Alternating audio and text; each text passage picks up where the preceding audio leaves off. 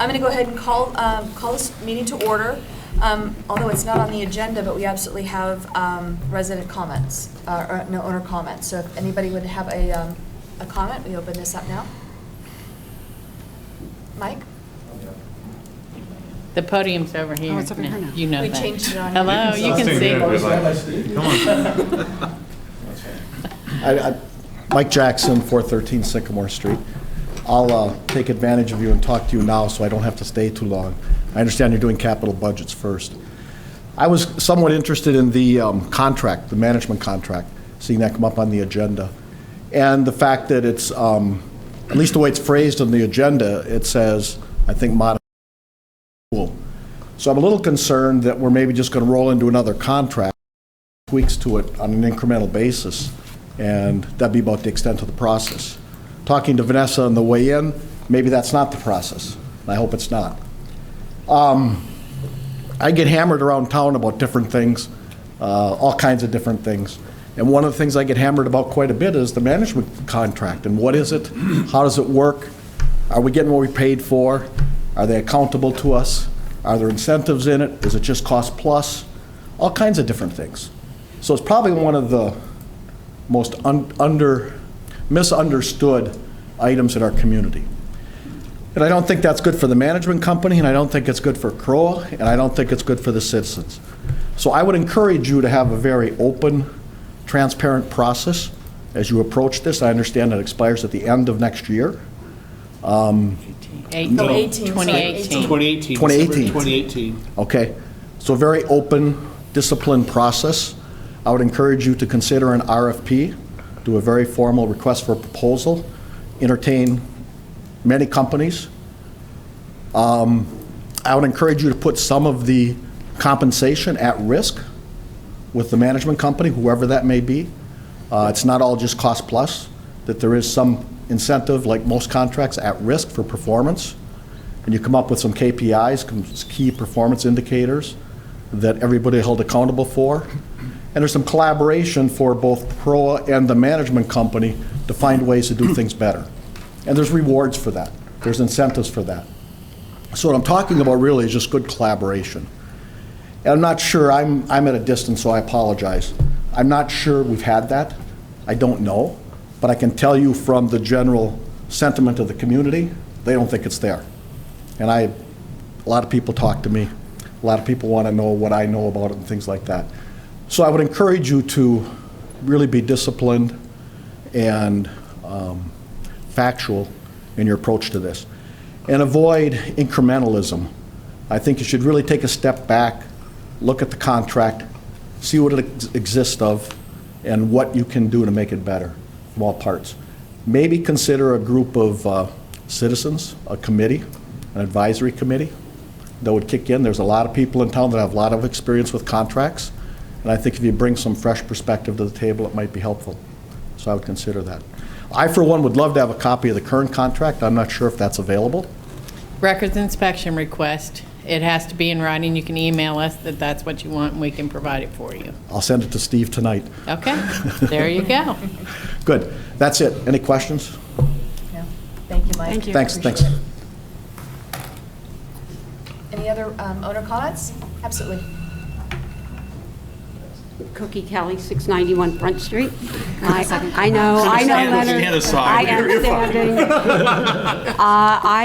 standing. Since Mike broached the subject, I am 4 square, and more square than that, 8 square, 12, 16, Malthusian theory squared, in favor of an RFP. It's silly that a town of, it's not silly is not the correct word, but a town with a budget of this size to have never bid the contract is not even responsible.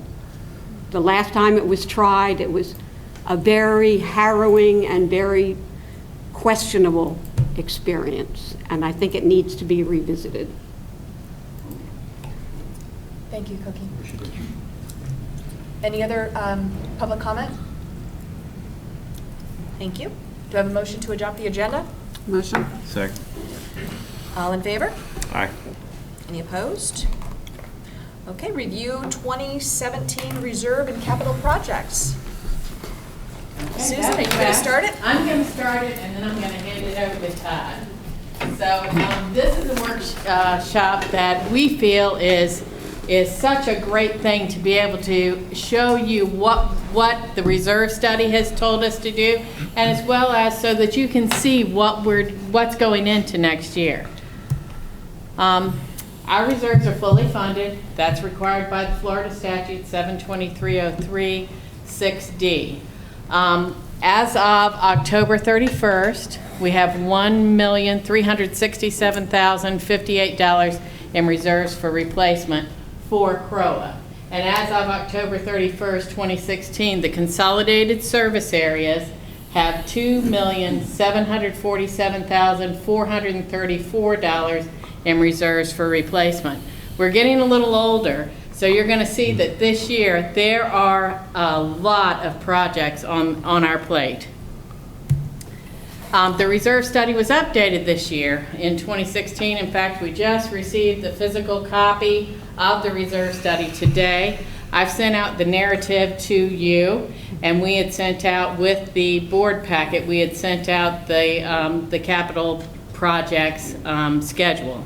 So a reserve study is defined by the Community Associations Institute, that's CAI, we're the educational arm of community management, as a budget planning tool with which the association expects to offset ongoing deterioration and prepare for inevitable future expenses. Reserve projects are typically the largest expense that an association faces, and proper financial preparation is essential. What a reserve study does is if we have 20 years for a roof at Academy Row, let's say, those people, every year we save 1/20th of that number, and we update the cost every 3 years because we're updating that reserve study. So 1/20th, the person who moves in day one, year one, pays 1/20th of the estimated cost for replacement 20 years down the road. So by doing that, we prevent someone like moving in at year 20 and having a special assessment of what could be an enormous amount of money. So it's the fair way to do things for the owners. You pay for that proportionate share of years that you live in the community. As of the reserve study has told us that we should plan to spend, we're scheduled to spend $992,463. That's almost $1 million in CROA, and $1,647,249 in service areas. That's a lot of money. That's a lot of projects. 2017? 2017, yes, for this coming year. But the reserve study that we have is a 2016 update. So that's why it says, per the 2016 reserve study, we are scheduled to spend in 2017 that much money. A lot of money. It is a lot of money. So I'm going to let Todd take it from here. One thing I would like to just mention is that this is per the reserve study. We have not researched what it would cost. We haven't gone out to our vendors. So this is just those projects that are scheduled in 2017 per the 2016 updated reserve study. Got it? Got Todd, it. it's all yours. Good evening. So as we go through this, we've categorized the different expenditures as projects over $100,000, projects per village, other projects, which are miscellaneous items, replacements being evaluated on an as-needed basis, and then projects that we feel that can be delayed. So, wrong way. Then you have service area. Notice the color difference. Blue is CROA, and the burgundy is service areas. So you can tell the difference of those. Service area projects, well, those are projects over $100,000, which are the roof replacements. And then we'll go per village with paint and shutters, gutters and downspouts, railings, and landscaping. So here's how we prioritize the projects. We take in seasonal impacts such as weather, rainy season, cold, when landscape's best to be installed, things like that. The vast amount of events and activities that we have to work around, contractor availability, impacts on traffic, permitting and product lead time. All of those are factors we have to figure on before we get a project going. In CROA, we have 2 large projects identified that are over $100,000. One being this building interior renovation, passive park landscape improvements. Interior renovation is $131,995 and active is $101,500. Excuse me, is that the cost you said, or is that the cost set aside in the reserve study? That's for the reserve study. Okay. All of these are for the reserve study. I just want to make sure what page we were on. Yep. So, Town Hall, 851 building, we're looking at, as part of the renovation, new furniture for the lobby, as well as charging stations for, this day and age, based on technology. People can plug their cell phones in or their laptops or whatever. To make it a little more user-friendly in the lobby. Right now, it's there's tons of people out there in the evenings and not a lot of places to sit. So that will be a better environment. Men's and women's restroom, updating those. I've never been in a prison, but they remind me of a prison interior. So we plan on renovating those. And then the rear entrance. I don't know if y'all noticed, but the concrete's buckled and looking pretty bad back there, and it floods a lot in the rainy season. So we're looking at replacing that with pavers is the plan.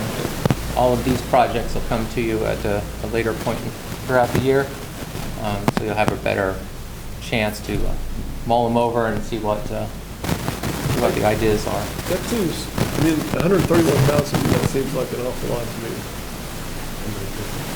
Well, It's a reserve number. it's just a reserve number, but we did entertain a few interior designers that came up with some ideas, and their numbers were off the charts. So 131 is a small number compared to what they initially had thrown at us. Yeah, I mean, I recall 4 or 5 months ago seeing plans to completely redo the interior, and Right. I hope we're not going to do that. But, so we are in, I agree with what is left that needs to be done. Right? Oh, I But think we'll we're- get numbers, I guess. But it It'll just be- seems awful We're going to bring a Yes. few different options, and look at, I know the patio needs to be addressed, and the bathrooms need to be addressed as the Yeah. highest priority. The furniture can last. It's just Well, the we're- furniture's pretty bad, We're too. modernizing that lobby out there, and we're trying to get everything up to date Okay. and address that technology cornerstone. So that's sort of the different phases of the project that we're going to. Does that seem like, I mean, 131,000, does that seem like? Well, that's the reserve amount set aside for it. That's Yeah, not we the don't, that cost doesn't of mean we it. have to vote for that. Yeah, I It think- just I know, I means- understand that. Yeah, I think it's Yeah. important to understand that each one of these projects will be brought back to you with the bids associated with it, and you'll approve each one separately. So you're not approving any of these numbers, so it's just what is in the budget that has been set aside over the years to be able to address these areas. I tell you, I do take exception to charging stations. Realistically, I mean, who spends that much time here except for us? Oh, no, the people there for dancing, they do, yeah. That are plugged into the wall. The kids after school. Absolutely. I'm not sure that's. I don't think those would be that expensive. Yeah, I think, what do you think about it? I mean, just. They're when about you're doing- when you're $27 doing- an hour. When you're doing home renovations, how much just a kitchen costs. You add that to a huge building, so I think, obviously, we're not voting on any of this tonight, or even, we have no idea what direction we want to go with it, but I do think it's important that we recognize that technology is a cornerstone. It is.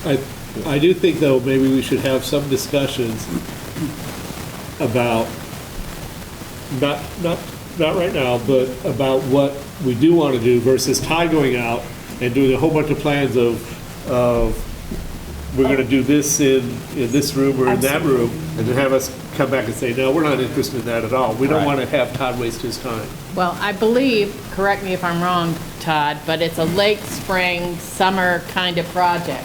So before we start building those plans, we'll absolutely bring that to a workshop to discuss. Yes.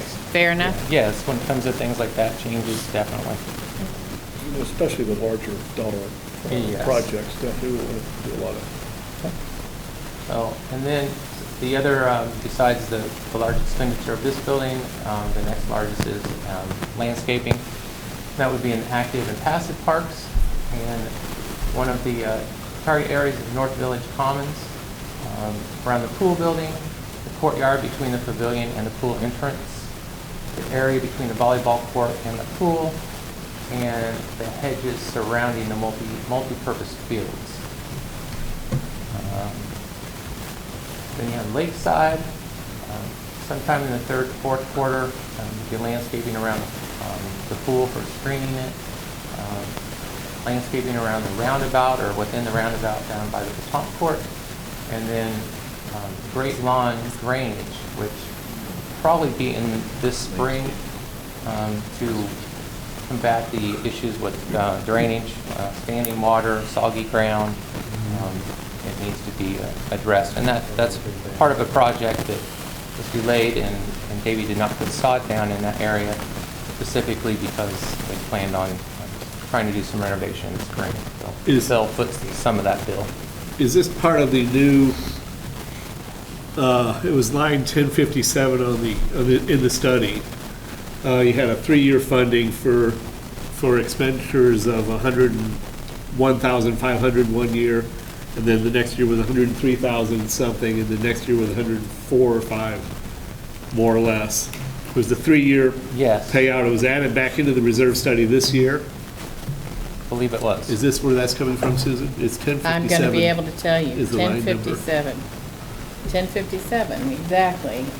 It's 105, next year 103, 101.5 in 2017. 2018 is 103. But this, and- these are where this is coming, this is where it's coming from versus the other of the lines we have. Yes, it's only coming from that line item, Okay. exactly. I would like to make a short comment on this very quickly. And it has to do with reserve studies in general. And what happened this last year is they added $309,000, just short of 310, into the budget by putting it into the reserve study, amortizing it over the next 3 years, 2017, 2018, and 2019, where we spent $100,000 a year. I would have rather seen that just never hit the reserve study. Work it into our operating budget for this next year and the year after, and if we need to pay for it that way, pay for it. But what you do when you add these things in up front there, you notice in our reserve study budget, where it should have been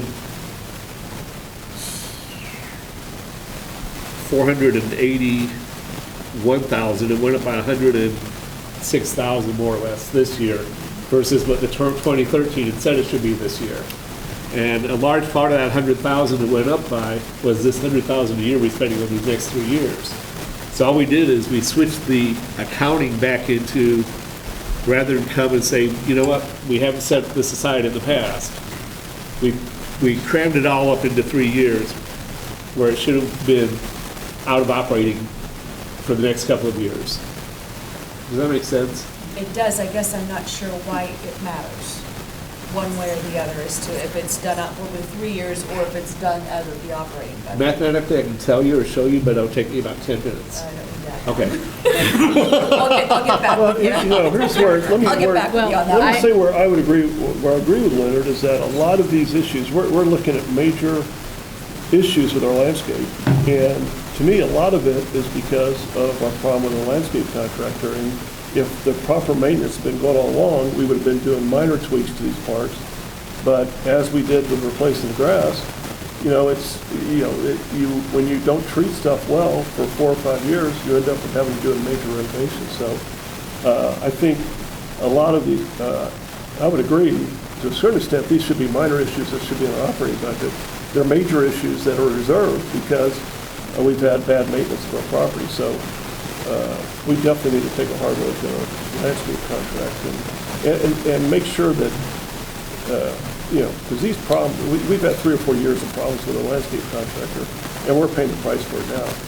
And so I think it should be capital. It shouldn't have been, but I think it should be because of what we've done. It could be capital over a long period of time, but just to come through and dump it in for a 3-year quickie fix-up doesn't work for me. We should have taken it out of operating for that. I'm going to just very quickly ask a couple of questions of Steve and Susan on this. we have a lot of the capital improvement projects to go through. Is that accurate? Yes.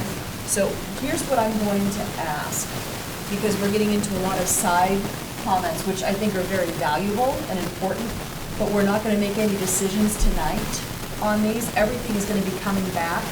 Can we maybe, as a board, as you want to make comments with regards to concerns specific to, the capital budget, operating budget, landscaping concerns, you can just maybe write a note, unless it's something you actually want to ask Todd about. Otherwise, I have a feeling that we'll be here for quite some time. Yeah. Okay. Is that reasonable? Well, so we're just supposed to be quiet while this presentation goes on? No, I'm just saying that if you have a question for Todd, Yeah. ask it. But otherwise, if you just write a note, you just write down on a piece of paper, and then we can come back to it. I just don't want to get caught up with staying on the same area when we have, I don't know I don't know how many slides you have, Todd, but I'm assuming you have at least an hour presentation? Is that pretty Well, accurate? the topic discussion was our landscape, because a major expenditure we're making is in landscape improvement. So the Right. topic, is appropriate discussion about why are we spending so much money on landscaping? And so I think it's appropriate to have a discussion about that issue. Yeah, I think now it's time to move on, but it's I'm not saying it's not appropriate, Paul, so please don't take that, don't take it that way at Yeah. all. Because we're going to be talking about landscape improvements throughout this program, I'm assuming, because you're going to be talking about different parks and everything, and we're going to have the same situation. Yeah. So it's, throughout. and we had, and I'm not going to bring it up again the next time, it's just that's Okay. my general point about our landscape, that's my point. And Leonard made his general point about this issue. So, yeah, I'm not going to bring it up again when we talk about another landscape issue, because it'll probably And be could the I same. just add one thing? I didn't mean to interrupt you. But we're also, our plants are at the end of their life cycle. We were just looking at a service area today who also has landscape improvements, and the shrubs are very ugly on the bottom because they're at the end of their life cycle. And our trees have gotten mature, and we got to figure out something under those. So there are other components. I agree Yeah, with you yeah, as there's far some of as that too. Yeah. landscaper performance has gone, though. Sorry, Todd. No, that's fine. I will say that the North Village, Lakeside, and the next few slides shows you where we think the money would be best spent. Now, it doesn't mean that you have to agree to that. You can make suggestions if you have another park in mind, or we can use funds elsewhere. That's fine.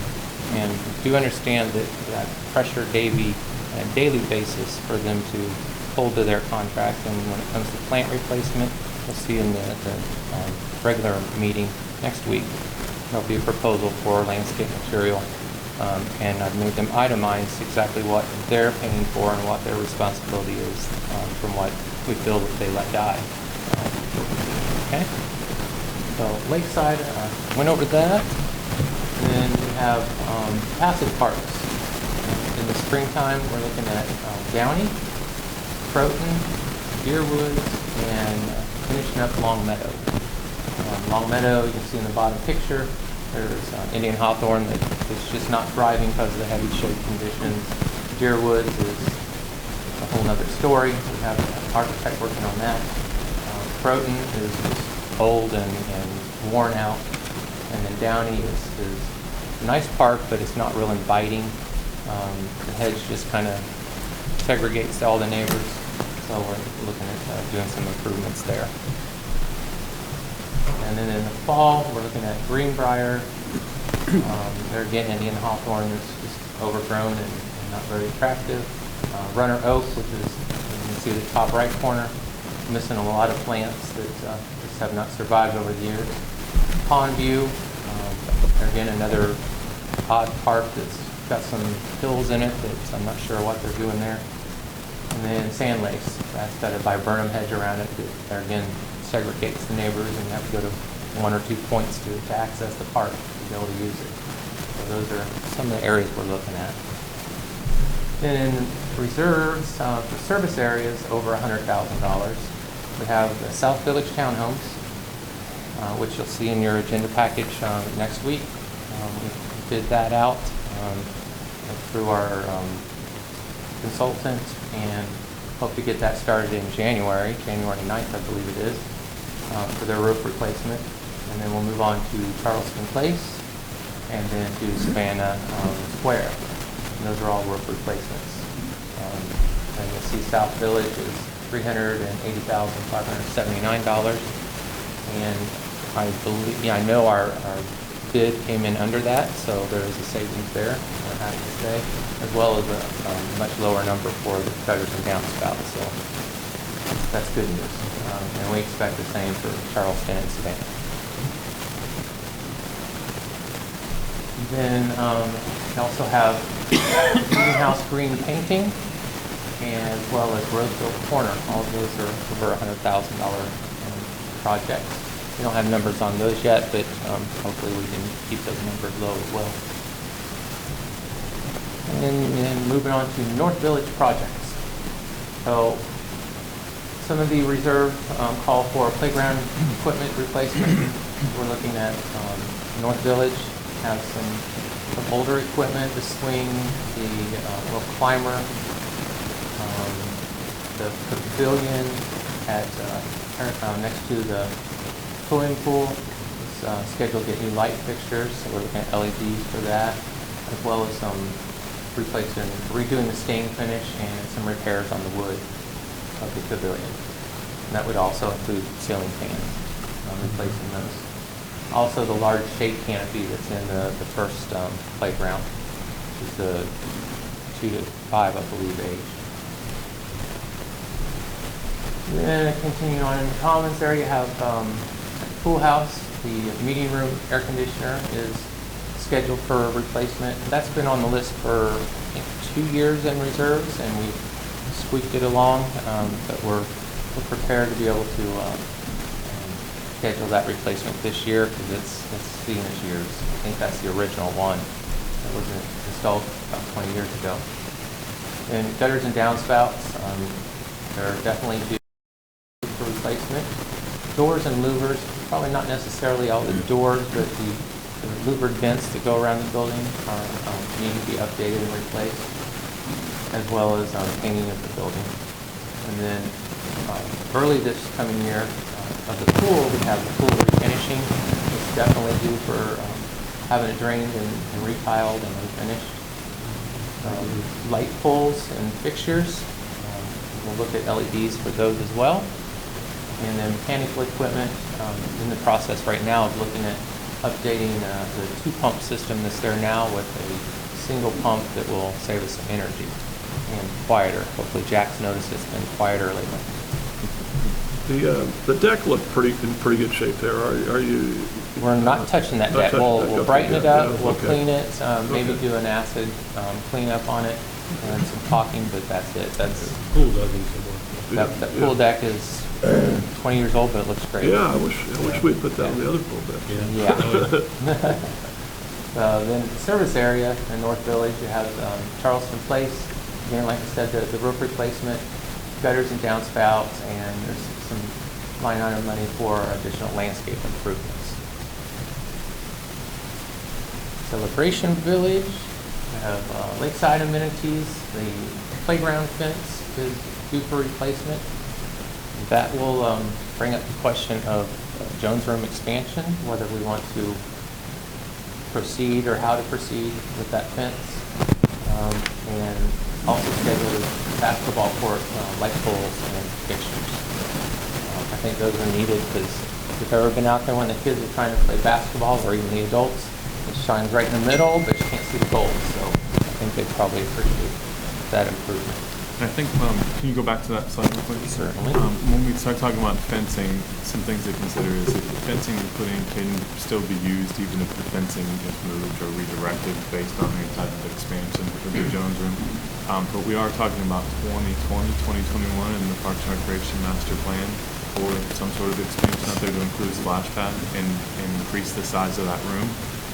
But that will also be depending on what we do with the athletic fields at Pacific Quarter. And we could use more of our revenues to put in synthetic turf and nicer lights and we push that Jones Room and splash pad project back to it. Then around the pool, light poles and fixtures, again, looking at LEDs for that. There's poles and whatnot are pretty outdated. Burn the light bulbs out quite often. Keeps the guy maintenance very busy. Fence around the pool is deteriorated and we looked at it as whether it needs to be repaired or painted or replaced, and it's definitely on a replacement schedule. The salt cells, we have salt cells in the pool at Lakeside as well as Spring Park, and those have a 2-year life cycle at $8,120. That's on the nose number. So we're looking at alternatives. I don't know if everybody's set on having a salt chlorinated pool. There's advancements, and since that was put in, it would have less operating expense. So in the future, I'll bring something to you to consider. And the awning over the pool equipment, the first picture on the left, the canopy there needs to be replaced. It's starting to get threadbare before it blows off in a storm. Service areas, Celebration Village, so Meeting House Green and Academy Row are due for painting. Shutter replacement and railing, painting the rails and repairs to the railing. And that would be on the front side of the buildings there. Celebration Village service area at Savannah Square. We have roof replacement, gutters and downspouts, railings, and additional landscape improvements. South Village projects. So Spring Park Pool. This is a project I've been working on continually with the pool deck to find the best alternative for repairing it that will last many years in the future and not get 3 or 5 years existence out of it. So there'll be in January a proposal that'll outline all of that. In addition to that, we're scheduling, or want to schedule, the pool refinishing and tile.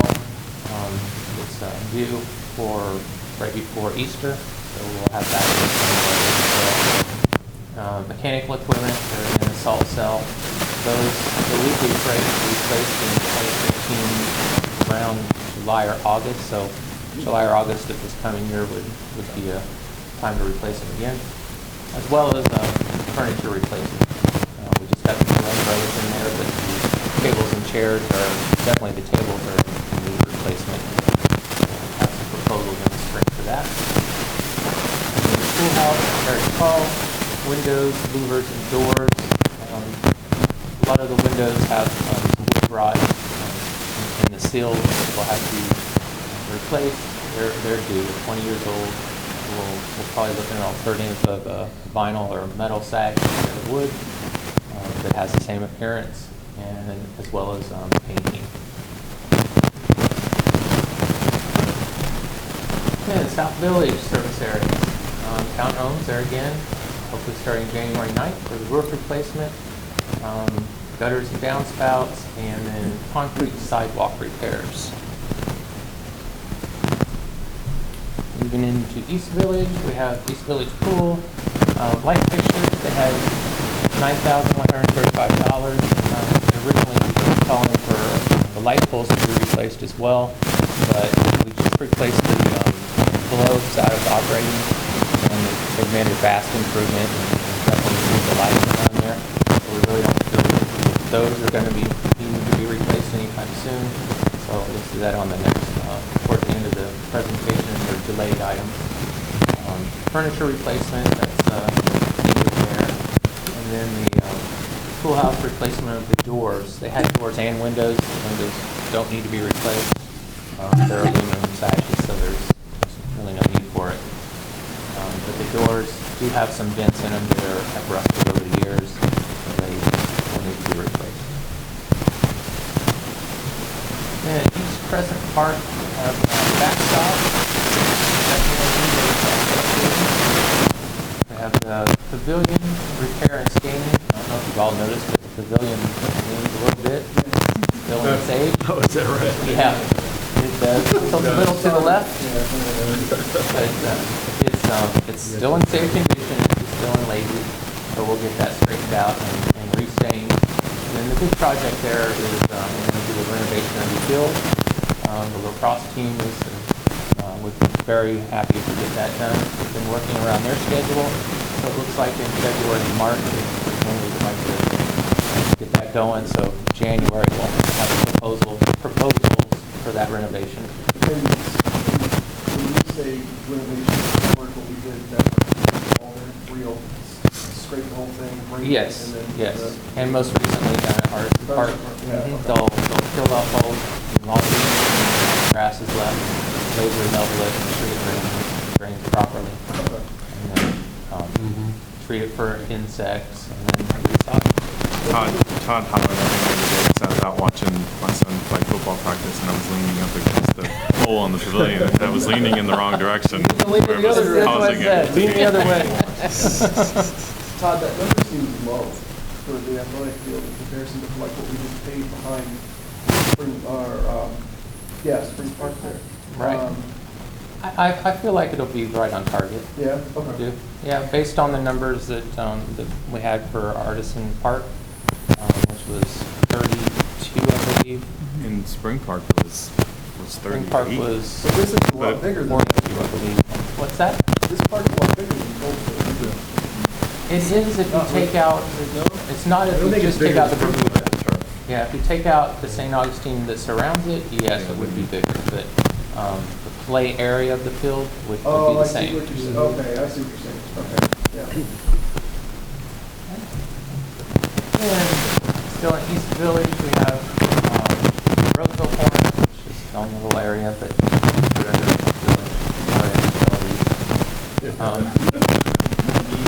Easy Village. So we have painting and landscape improvements at Roseville Corner. The East Village group landscaping, as well as Golden Aster Track.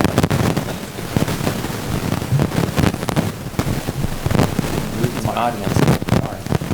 And then East Village again, service area, Blue Sage Townhomes, scheduled painting, shutters, landscape improvements, and painting and improvements of the railings. And then Oak Pond Townhomes, landscape improvements. Green Lawn Townhomes, yeah, there again, painting, you have landscape improvements, railing finishes, and repairs. Terraces, working on all these service area items and steam heading and keeping me under control when it comes to getting the contractors meetings. So, very good about that. Down at Artisan Park area, we have the Mosaic East and West Parks. Schedule calls for the decorative balls to be replaced. Susan, Steve, and I were talking about that, and it's, unless they're damaged, it's consider it artwork, and is it really something like a door that you'd replace just because of its age? So we'll look into that further and see what their condition is and act accordingly. We can get the same specs done.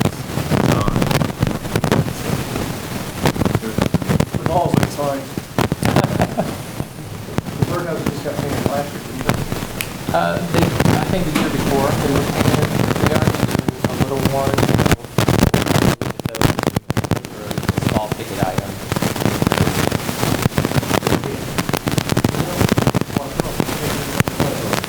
Are you serious? Yeah. Oh wow. Why do we even have it?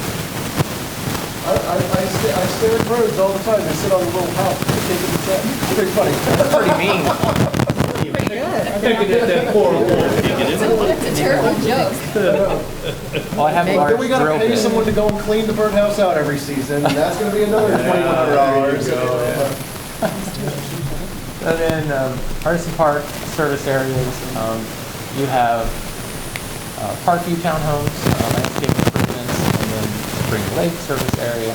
The Spring Lake Townhomes will have landscape improvements. Then we have other reserve projects, miscellaneous items. Here at the 851 building, the calls for metal awnings, which are the awnings that go out into all of the windows on the front side and back of the building. And from first appearance, I really don't see the need for that to replace them. So next year we'll look at it closer. If there's any that are deteriorating, certainly approach it that way. But As it stands now, that would be one of those delayed items before the end of it. And the trash enclosure on it, repairs calls for replacing material there as well. We'll get a group deal going with this building as well as Lakeside to get it all in one. Maintenance building, the area in front of the garage door is all gravel, the whole area is gravel. So it calls for stone replacements and driveway improvements, and I'm actually looking at trying to get a better approach in front of the garage door so that clean off the vehicle and not drive out. Thinking that we'll look at that as an alternative and see how it compares to stone. And then doors and light fixtures, probably won't be a large expenditure there. We will make some lighting improvements so we can see what we're doing in the evenings. Yeah, it's pretty dark. And then doors, garage door operated, so it's really not a line item we're going to have to use. Then vehicles. So we have in there vehicles for community standards. Currently they're using the small vehicle that's got maintenance because they're falling apart. To keep them safe and rent them the two-seater. So we're looking at 2 additional two-seaters for community standards to run around in. The reserve study says 21,315. They're right around 9 and change after delivery fee and all that stuff. So we're right in line with the number there. How long did it last? How long did it I think we had in the reserves every 7 years. Yeah, because we're stretching them for years and years, and you get nothing out of them at that point. Really? This, you'll actually maybe have a trade value of like gold. How many miles do you go down? Is there no Doubter in them? There is. I'll have to look at my report to see how many miles. Just to throw it in, the Nissan lease is $67,000. Are they? Because for the 2014, because the gas didn't go up like they expected, so your air conditioning. That's a viable alternative. Yeah, I'm not stuck on the NEVs, definitely not. They even have the little smaller cars, smart cars or whatever. Certainly, that's goal. So price those out and see what the best alternative would be. And then in the reserve study is batteries for the NEVs. We spent, I think we replaced 2 sets of batteries last year, and they weren't quite that. They were probably about $2,800. But the new ones that we ordered are a different type of battery. They're maintenance free, so they last much longer. The number may not be as severe. I think on that lease too, where some of the cars they get 100,000, so that was safe. Yeah. 100,000 battery, 100,000. Good. Then common site elements, active and passive parts. Just the boring things of concrete sidewalk replacements. We did a lot this year, but there's more to get done. That's a continual item. Catch basin inspection and repairs, that would be, we've got several what you call catch basins at various parks that have to be cleaned out and repaired from damage. And then concrete curbing gutters. There's a lot of curbing at Lakeside and all the other parks as well, if it's not associated with the county street curb. Yes. Catch bases like a French drain type thing? More or less, or is it? Yeah, well, a catch basin is going to be, so if you go through Lakeside Park, right by the dumpster enclosure, there's a catch basin there. There's one that dips down that Tim pointed out last meeting of where all the water runs to and then goes to the storm sewers. Oh. They're big. It's like a big drain rate. Okay, basically. so it's a sewer entry catch. Okay, got it. Stormwater. I was thinking it was different. Yeah, but we do have smaller ones for like yard drains, which are around in this building, and Aquila Loop has several to keep that drained. Let me ask you on the curbs, I know in Celebration Village, they designed it, and a lot of design was done out there. So I'm thinking of Savannah Square, Brandon Square. So if a truck, any kind of truck, anything big comes through, they cannot, especially if a car parking over there, get up on the curb. So that's why you see like in Savannah Square, the corners, the shrubs are all destroyed, and the curbs are destroyed because of trucks going over it. Right. Is that an area that you are going to address, or? It is, yes, Yeah. even though I don't know if it would be considered a county curb, because it's not continuous, it's Yeah. only on those little corners. Getting the county to fix it would be, who knows, but yes, those are one Is of that the within target this, areas. is that within that Yes, budget? and I've also talked with several of the residents in Savannah Square, Okay. modifying the hedge that's Yeah. on the corners, Yeah. bringing it away from the Yeah. corners, Yeah. and then just putting ground cover that's more durable to the trucks. Because replacing those polys all the time is ridiculous. Yeah, That'll stop it. that would stop them, but I don't want to put us in a liability point at that. Yeah. Yeah. You know what they do, Didn't cross my mind. so if you go down to, well, they did it at where the new restaurants are. So what they'll do is they'll have the regular road, but then they'll put a real bumpy road there. So if the truck needs to go over, but you don't want to encourage cars to speed through there, so you're still Right. trying to keep cars off of it, so they put a big bump. So trucks are fine, but cars still try to avoid it. Yeah. Very true. Yep. But, Good point. Yes, we'll definitely. those trucks are beat up pretty bad. I mean, They those are. trucks, okay. So on the site element, mount structures and repairs, which this is the first picture. I know we talked about mountains here a couple of meetings ago with all the mechanical parts. This would be the interior finish on the tile. At the mountains that have Savannah Square, Downey, and Spring Park are three of them that I know need to be refinished because they lose water through their deteriorated finish on them. So that will improve them. And then the stone enclosure around the one at Spring Park needs some improvements on it. And the pointing of the mortar joints. They look the same on the outside, or they just, What's that? you just redo the interior and they stay the same on the outside? Yeah, we'll keep them the same unless there's a desire to change them, but, I don't know. This is The one different. at Downey is quite unique. One at Downey should be gold plated. Just saying.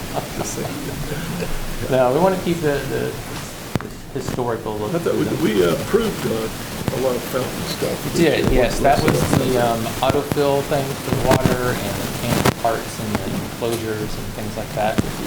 Yeah, so we planned and talked with the reserve folks to make sure that we were able to keep them running and operating well without being wasteful.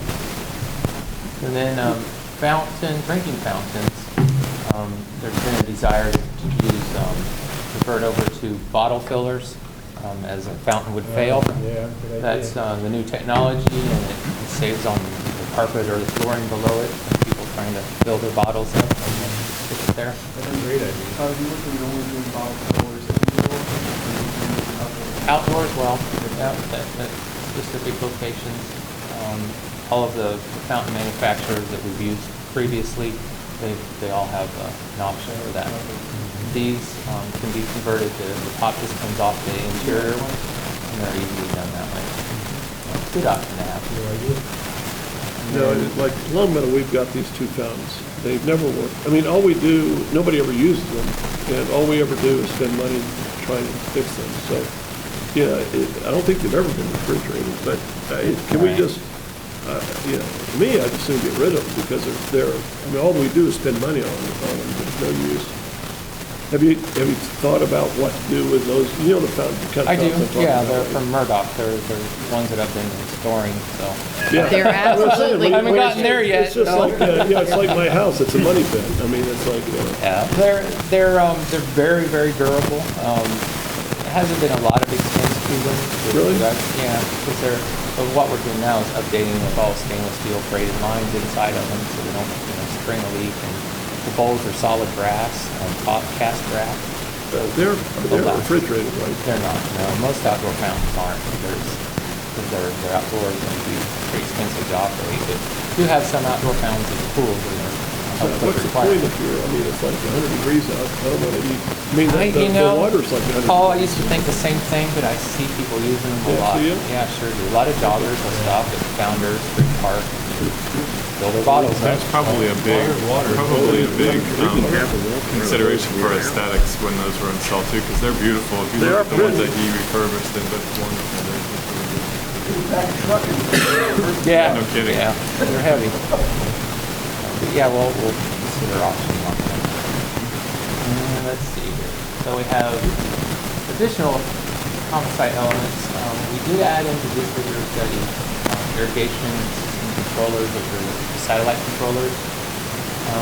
Because it was originally taken out of the landscape budget, which we really didn't think was the best way to do it. It should be for two different things. So most of the irrigation controllers work off Mexicom, which the CDD works with us on that, and they do the programming. But we still have the need to replace some of them. One on the left picture. So the Mexicom is not set up on satellite? No, Mexicom is a computer system like this, Oh, yeah, the yeah, software. but- And go ahead. Does the satellite talk to it? It does. Yeah. Yeah. You have That's what I meant. you have several CPU cluster control units that communicate from the software, download everything to the satellites, and that's what runs all the Satellite battles. not orbiting the Earth, satellite. Right. That's Rainbird's idea. Yeah. They're grounded. So some of them are a mix of a CROA and CDD into a satellite, and most of them are not that way. Though you'll see several in a row, and they're segregated out. We planned on, I think, 3 to 5 controllers each year over the next few years. When do you see the cost of your orbital satellite? Yeah. That's 3 years down the road. Then we have some planters. There's quite a few planters throughout the community. We have quite a few in Artisan. But these in the picture, the center picture, are along East Lawn. We'll be replacing those here real soon because there's a couple that are damaged. We've been on the search for an exact duplicate, and that's not happening. So I found 4 that are a match, so we'll probably just replace all 4. Yeah, they're quite a few years old. Getting fitted in there. Then light fixtures. So that's a ground light. I believe that one is similar to the ones around Founders Park, uplighting the columns. Those give us a fit all the time of burning out because they're little halogen bulbs, low voltage. That's where some of the funds are going to go to replace light fixtures such as that. The planters, Yes. just those white, Yes, just the white part. are $3,273? No, not at all. That's the amount the reserve said that they would proportion out to. Yeah. All of them. And we're all Yeah, for each planters. year, down the road. Okay, okay. Be able to get them. Just so you Yeah. know. The schedule will say you got so many planters and divide it by that number, and here's what you got to try to get each year, so you For don't. all the Acton House of Right. Yep. And then we have playground safety services, which includes the mulch that we have left at 2 of the playgrounds, East Village and Lakeside. So that number is reasonable if we have to do any major replacements to any of the synthetic turf if we would get damaged or whatever. Okay. Common site elements again, we have signage. The pools have some outdated signs. They're not really concurrent with all of the new statutes that are out there, such as don't drink the pool water should be on the sign. Yeah. No diving should be in much larger letters, and each one of the signs seem to have different hours on them, so we want to bring them all into similar statements on them, as well as a theme throughout the community of the same signage, so they all match and look attractive. So we'll be bringing some ideas to you to decide on those. And then Memorial Park Monument. If you look at the base of the columns there, are monuments. It's just not a very conducive area for nice maintenance. who are looking at doing concrete bases around them to improve the looks of them.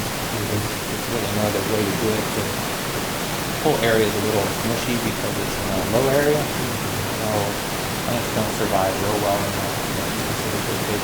Is that brick right up to it? It is brick. Where you do concrete or stamped concrete or bricks around it, whatever's going to be the cost effective and attractive. Then projects that we'll evaluate as needed. Study calls for benches and tables, bike racks, trash cans, and we just got our order in here recently, which covered the rest of Lakeside and Spring Park, of trash cans and items like that. So if the reserve study says we have to replace this many each year, we'll look and we'll find the worst of the worst and let y'all decide whether that's the direction we want to go. There's so many different types of benches out there. The goal is to keep the metal ones typically all the same and try and get rid of the oddballs that are out there, which I think we've filtered through most of those, and that would be the old steel with the wooden slats that were deteriorating. And then trash cans. There were some wooden trash cans that didn't do real well over the years, so those have all been cycled through, I believe, with steel ones. And then bike racks. There's quite a few bike racks that are outdated and rusted. You'll see those different places. What we have in stock are. You have a doggy stuff too, right? The doggy. Well, I noticed that several of our doggy things. The doggy pot station? Yes. In fact, to make them look better, we do have the little flaps that go on the side, but I ordered all new stickers for them so they look more improved. But the ones that are deteriorating, which not all of them are, those are in the reserve study to be replaced as well. I think there's 6 of it. Oh, did you replace them? Yeah, they're like $350 a piece, so they're not monumental cost. Then you have amphitheater. These are projects that we feel that can be delayed, that according to the reserve study says, here's the timeline, this is what you should do. Well, the amphitheater, we just have repainted and done some repairs to it because it was starting to go downhill a little bit, and made some changes to it that will stop water from penetrating the interior portion of the amphitheater. So we feel like we can get several more years out of that before we have to take on that task of replacing it. It is a steel structure that's covered or wrapped with T111 plywood, basically. So it's just sturdy and it's not going anywhere, and it looks good again. So I think we can delay that one. Large market umbrella, that's the big white umbrella at Lakeside. It's not showing any signs of needing to be replaced, so I feel like that one could be put off another year or two. East Village Pool fence replacement. We may use a portion of this money to replace parts of the fence. It's an aluminum fence, and the only areas that are looking bad are all the fasteners, the brackets. So we can replace the brackets and clean up the fence or paint it and get many more years out of it. It's aluminum, so there's no need to get rid of it. Asphalt paving, milling, and overlay.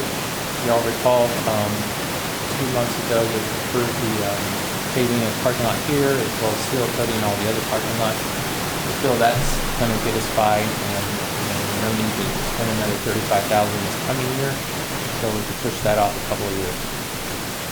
Tennis court fence replacement. We do have a fence post for courts 1, 2, and 3, which is what this calls for. We're having them renovated and finished next week. The fence material, the fabric, is in great condition, so we really don't feel that we need to replace all of the fence. And that number is a little low, so we're going to look into that and see where that falls in the next coming years. To replace a tennis court fence, you're looking at about $10,000 per court, so 13 is not quite there. Well, we'll find out when the next stage of replacement would be. Todd, can I comment on the tennis Yeah. court replacement also? I know that it's not replacement, but there are, the design of those tennis courts leaves openings on the sides of two of the batteries of the tennis courts. Yes. Which really isn't conducive for tennis play. The balls go flying off. So one of the projects that we want to look at over the next year is what it would take to enclose that entire tennis court. Get better tennis player. Yeah, there you go. Keep Jack off the court. Is it just too low to It's just worry about open. it? Yeah. We do get a lot of comments Right from now it's tennis open. players on the fence. And I know if I was out there playing, I'd be in the woods picking all the balls up. Kind of Like like a a golf golf game. game. Yeah, but that Yeah, would kinda like like my golf. Like resell those balls like you're tough. Taking away a livelihood. I know, There right? you go. Then another one that we feel can be delayed is the Aquila Loop pavilion. It has the masonry columns. Other than cleaning them up, there's really nothing wrong with them, so that can be pushed out a couple of years. Then, back to Susan. She's got her Well, you fancy can read wording. it. I can't read Reserve that. funding for 2017, and it can be found in the revenue section of the operating statement. For CROA, we're putting away $591,000 for the service areas consolidated, $651,400. So at the That's end the of the last year, one? we should have like 991. Well, less what we spend, Yeah. yes. Todd, I know it came in late, but can you talk about, like, when you want to put the security on We have the ID system is in there.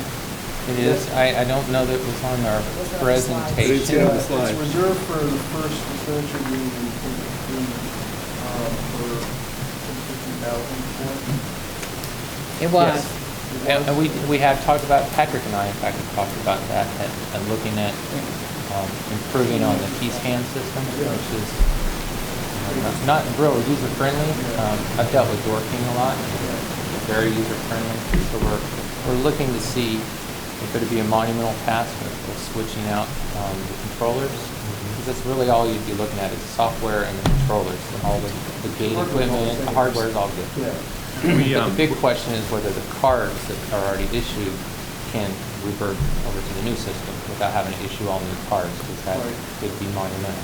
Right. We had that conversation today, geared around the fitness center at Spring Park and the functionality to make sure that's working properly. And then as we talking about the dog park and making sure everyone's shots are up to date, does the system that we currently have, is it robust enough to be able to provide that functionality?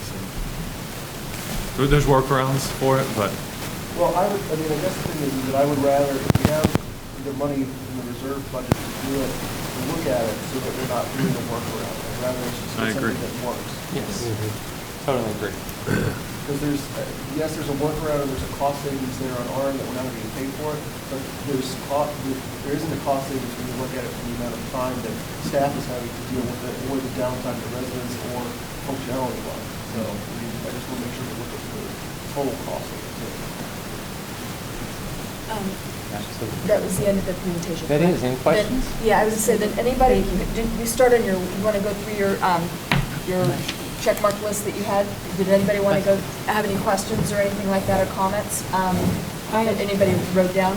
You wanted to? One go ahead and question, go. I don't know if that's for, when you're setting up those shots for getting the records in for the ID, how are you guys, you're putting it in through Generic, or how are you figuring that out? yeah, we talked logistically about that today, scanning the registration form and having it on Someone file. mentioned, and I don't know, maybe Leonard knows about this, because I just get my dog regular shots, but Kim Kirshner mentioned there was a testing, Titering. titering. Yeah, I don't know if you guys have that, or familiar with that, but if Instead they of- do titer testing, it does prove they If have. they're- Yeah, I think This you is just need acceptable as proof. a shot. Yeah, just that we can just proof. put it on The file. vet would So- issue then a test that it has the antibodies against rabies in there still, Right. and Prevents that, They overdosing, don't need the basically. shot again. basically, it's the same as a vaccination report. So we can throw that in? We can put that on file. Good, okay, I thank think you. what we're going to have to do there, though, just from a logistical standpoint, it makes sense for every person to sign something that says, I will keep my dog up to date on vaccinations. because my dog gets vaccinated in April. My ID card goes from August to August.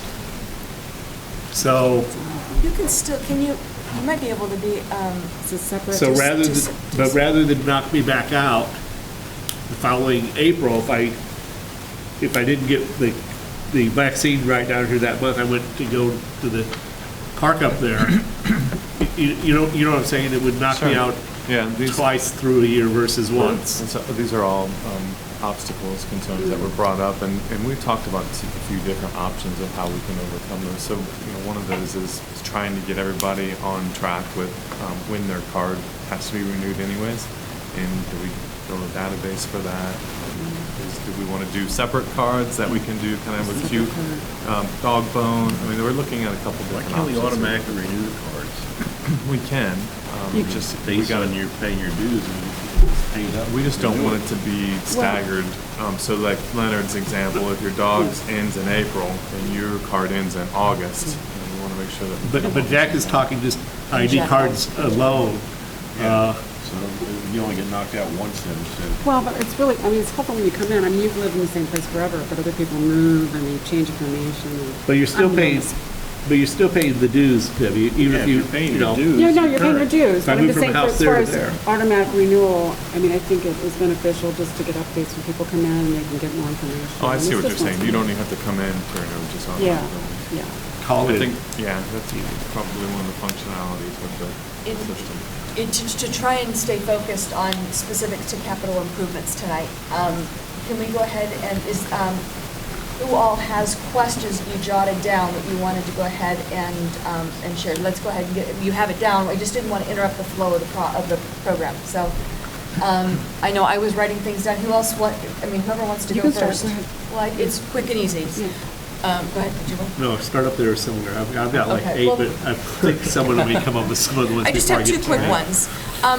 The planters, when you're doing that, I'm assuming we have to go through ARC again for that, correct? We would, yes. Because it's something, since you can't. do Yeah, it. it'd be a change. It's, Okay, I just want to make sure we don't get stuck in something where we didn't go No. through the ARC. And then, I know I mentioned this when we switched trucks. If we're going to be selling our nebs that we currently have, can we please make sure that that is done properly through a bid process rather than just anybody, first offer? That way we can make sure we have full disclosure on that. We don't get ourselves in a bind. we are in fact developing a disposal or disposition form that gets all these guidelines and Perfect. policies that y'all can look at. That's top number Steve. that Excellent. SCP. Celebration thank Town you. Auction. There you go. Well, I think we need an official way, official we'll bring 'em policy out on it. during the- I'll go ahead and just start on that end. Rummage Eric, do you sale. have anything that you wanted to questions or The comments? the only thing that I wanted to bring up was in regards to when you were talking about North Village and the sunshade and that sort of thing. Right. I assume, I haven't seen a single hole in it or anything like that. I assume that we'll look to see, if it's the kind of thing that it's gonna rip one day and we're never gonna know about it, then yeah, we should replace it. But, I think that some of these things too, when you look at like the sunshade or the turf, that sort of stuff, I wanna make sure that we're also looking at if there's something that, and Leonard, I'm sure you'll correct me if you can't spend the money for something like this, but if, for instance, we're reserving for the sunshade, but it makes sense for us to apply a treatment to it or something like that in order to protect it to get longer lifespan. Right. Same sort of thing with the artificial turf. Like I know at one point in time when we looked at putting the turf down, we had talked about getting some kind of a fluffing rake or something like that to do that. I assume we can purchase those sort of things out of the reserve against that in order to maintain the stuff that we have better, right? Maybe, sort of. Yeah, that would be the counting brains on that end. I of the think table. you do have the authority to, it's just a matter of whether you want to. Well, I think anything that extends the life that makes it cost effective to do so. In other words, if you're spending $1,000 to extend it, but had you gone new, it would have only been $1,500, and you No, would have had sure. another 6 years past that. But anything that is cost effective, I think we do out of reserves. Yeah. That that is in the reserves already. I just think that, if there's things that don't necessarily need to be replaced, and so instead of pushing the whole amount forward, maybe look at saying, okay, let's take half of that and buy something that could help us for it. Or if we need to have someone come in and professionally fluff the turf or so. I don't know, I'm just pulling this stuff out of there. Turf But fluffer. yeah, turf Turf fluffer. fluffer. You're a turf fluffer. Turf right? fluffer. Yeah, come in that does You're this staying sort at of too many stuff. hotels. Yeah, I know. But if we do something like that, then, we can use some of that money for these Yeah, things. really. Right. Even though it's kind of That comes operating, up. but not. So, Makes sense, absolutely. Thank you, Eric. Anything else, Eric? nope. Okay, Tim? The only thing that stood out to me was there was a lot of, and it's like the salt cells, you replace those every 2 years. I don't consider 2 years reserve period. I think of a reserve period, a life expectancy of 5 years plus. So those kinds of things, and it was minimal cost. It was $2,000 or 15, whatever the heck it was. Yeah, there were 8,000 and That was 7,000. expensive. Yeah. But things like that we might be able to, and even some of the smaller incremental stuff that we have in the quote-unquote reserve study to be paid by reserves, if we've got the money, just like we did at the end of the year for 2016, and we've got the money, let's just pay it out of operating and keep that reserve intact. Really all anyway, Paul? No, I just have a comment. I just want to thank you. I think this is very useful, very interesting. And to me, it is clear that you are trying to do everything you can to save the homeowners money and not just because of reserve study says to doing it. So I really appreciate that. I think you're really doing it. It's a real benefit to the homeowners. So thank you very much. We got a lot of crap. Just looking at all this. There's over 80 projects Yeah. for 2017. That's just out of reserves. That didn't include all the regular operating things. It's a lot. We're It's a busy. lot. Just my usual 3 bids, try to get 3 bids. Absolutely. Also, when you put up the original budget for this, the service areas were 63% of the cost, and then the other common areas, which includes residents and service areas, were 37%. And I forget how we allocate you, because I know you're overseeing all this. Are you a CROA build, or you're CROA, broken out? yes. You're CROA build, right? Teresa mainly does service areas. Right. So But I mean, with just- overseeing so many projects in all the service areas, I'm just thinking we may want to Yeah, look. it takes very little of my time, because I just swing through and yell at contractors, and Teresa deals with the rest of it. But she does the rest of it, Yeah. even for the main capital improvements and all these? Yes. Okay, good, just want to keep an eye on You're that. just doing the presentation for it. There you go. Right. She did. Thank you, Yeah, Todd. we wanted to get through it quickly. Thank you. Todd, as we talked about with the NEVs and the disposal of those, we have other properties like tables, chairs, outdoor things, Houses. umbrellas and stuff like that. How do we dispose of that? Do we gain any money back for that? Well, we haven't sold off the umbrellas, but that's where the policy comes in handy. I did consult with the CCMC and ask them about their policy and capital gains and things like that, because I didn't want us to pay taxes on something that was we're getting rid of. So we followed their guidelines when we sold the truck. We really haven't sold anything since that point. Yeah. But probably, I would say the January meeting, we'll have that policy drafted, as long as Steve agrees, because it's something that I would use quite often, instead of having stuff sit around. It just takes up space. Who bought the truck?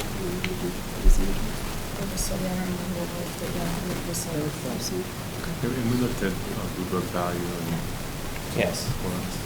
It was well thought out, but, based on the CROA policy.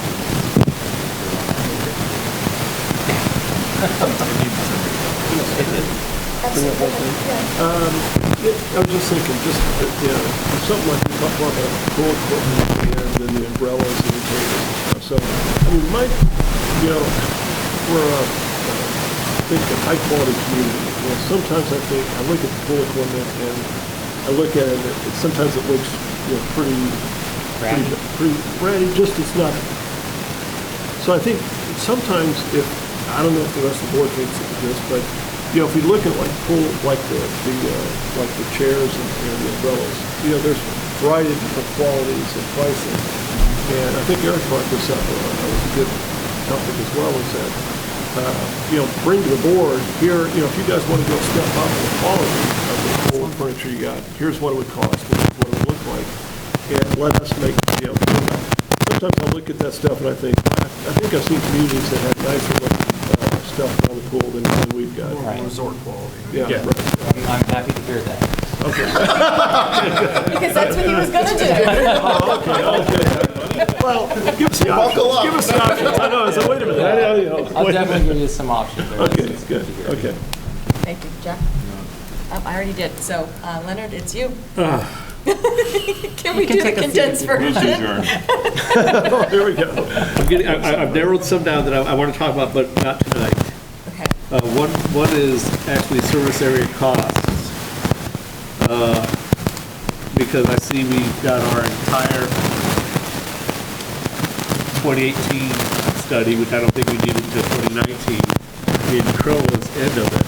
And if you look at the service area cost, 60-something% of it Versus 37. is of the service areas. So when we do a service area study, those costs of even doing the study should be billed back, number one, to the service areas. That, we can talk about that whole thing later. And Leonard, just to bump that up, I mean, other than just the 63, 37, the 37 included the common areas too, so some of that has to be percentage-wise on the service. Well, it just gets in the general. Yeah, comments will all be under. Yeah. But I did have a question, and it all goes down to one set of things. And I'm glad you have some delayed items up there, because just because the study says we should be due for it now, we're not necessarily due for it. You look at your roof every year and you say, how many more years do I have left on this roof? We need to evaluate everything. My question, I guess, is do you have a roof protocol of some sort and painting both? Because we had a whole lot of roofing, we had a whole lot of painting coming up. And it's all in this, a lot of it's all in the service areas, but we need to be looking out for their money as well. Yes, absolutely. And part of my question comes down to, I guess, is even on painting, if you paint 15 buildings all this year in one place, some of them may not need painting, or some of them may need painting again in 7 years. Some of them may go 12 to 15 years before they need painting. All put with the same quality paint and everything, depending on where the sun hits them, et cetera, et cetera. So I guess my question is, what kind of a due diligence do you do to make sure that you're not pulling the trigger a year or two before things need to be? Not that we want painting to be put off until it looks bad. Right. That's, you understand the. I think the question is, are you evaluating the project before you spend the money? That's, you know what, that's usually Vanessa's job to translate what I've just said, but you did great, Tim. Tim's coming right up there. Perfect. Thanks for covering me, Tim. Yes, well, the answer is absolutely, we do. For the roofs, we have the inspection company or consultant that inspected Meeting House Green and Academy Row did the scope of work for our roofs for Savannah Square and South Village and Charleston. And they got up on the roofs, evaluated them, told us what could be held off and what needed to be done right away. Per our funding in the reserve study, that's how we triggered, hey, let's look at this, and it's coming up, does it need to be done? We also base it on number of repairs at those locations. If you're getting a monumental amount of repairs that's just breaking the budget, obviously it's time to look closer at it and get it done. When it comes to painting, depending on your manufacturers and their recommendations, we look at those numbers and years.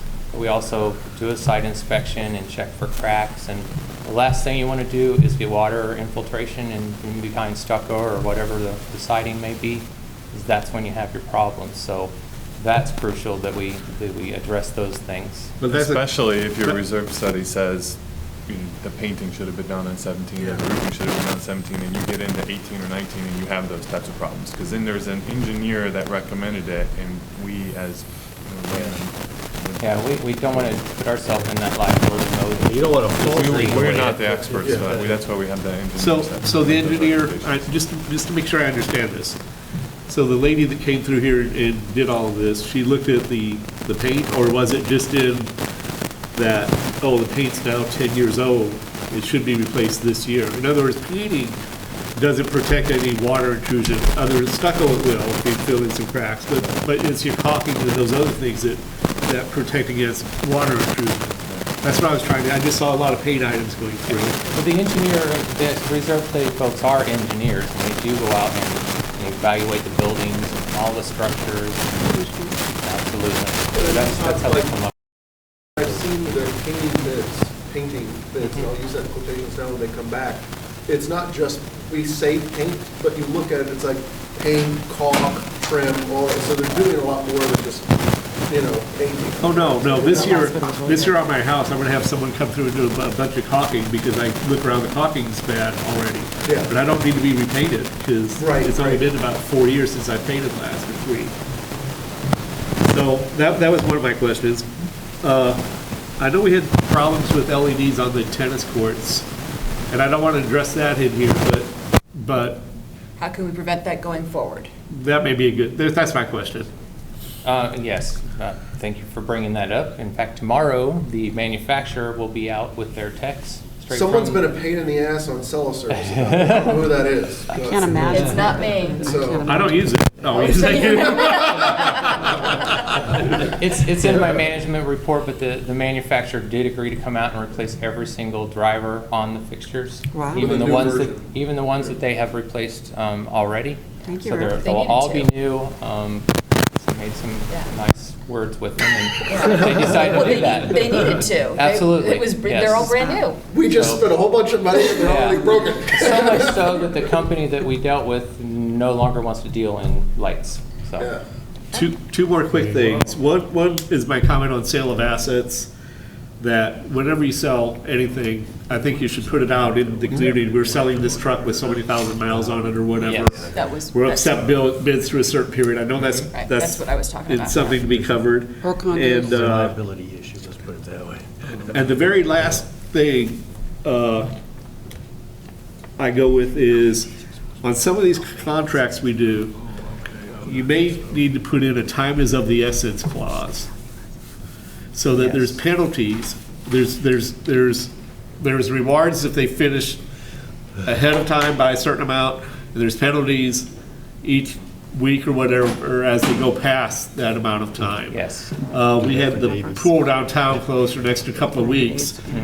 And without a time is of the essence, a vendor can string you out. Now, you may never use that vendor again, but he's been allowed to string you out. Right. If you have a time of the essence clause in there, then they're gonna want to get it done within that time period, or they're gonna have penalties against their full amount they're gonna get paid at the end. Completely agree with you. When I was talking with Susan with the whole lakeside scenario, I told her at that point, I'm putting penalty clauses in all future contracts, so we can hopefully avoid that. And it doesn't mean we will avoid it, but it will help guide against it.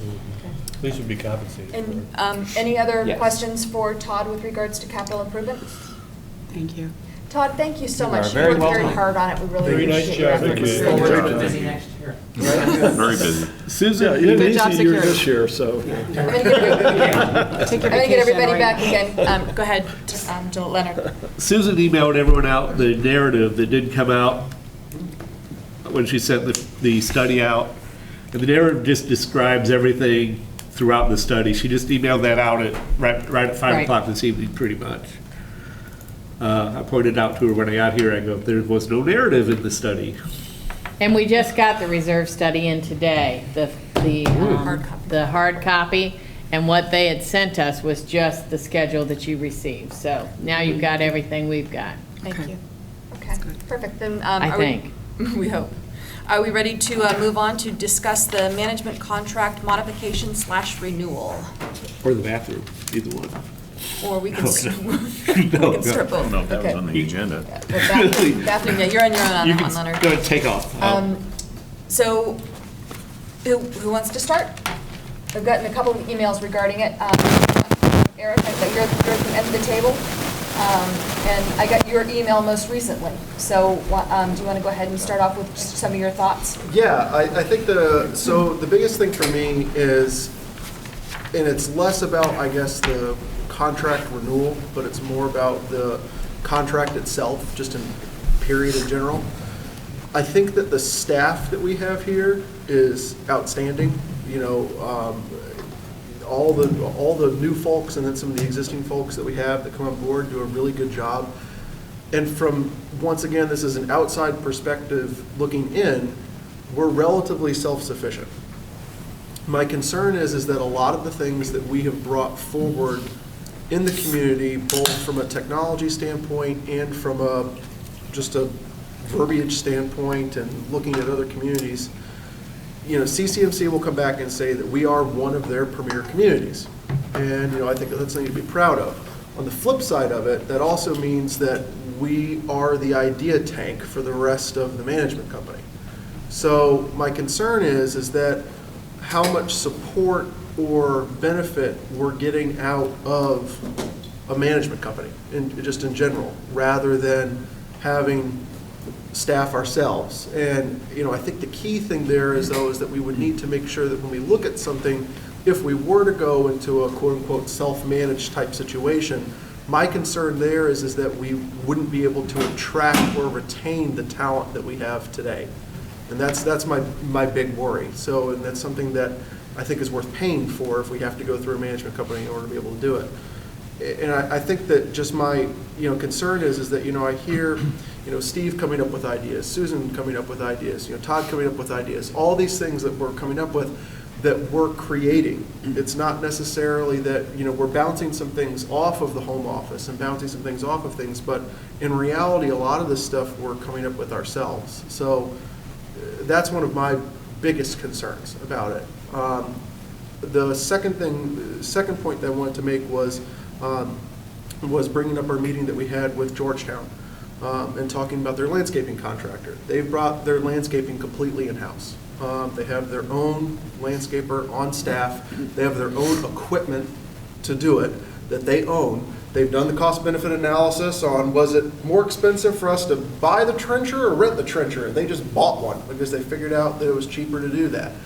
And I think there's benefit in a lot of that because there's oversight, there's a little bit more direct control and when they're your own employee and that sort of thing. But, you know, once again, my concern with doing that is that if we do something like that with a management company in place where Leonard and I talked about it a little bit over the weekend at the holiday fair, I don't necessarily think we could afford to do it if we bring them in as a CCMC employee, because then we're having to pay on top of that, you know, with that. We couldn't do it.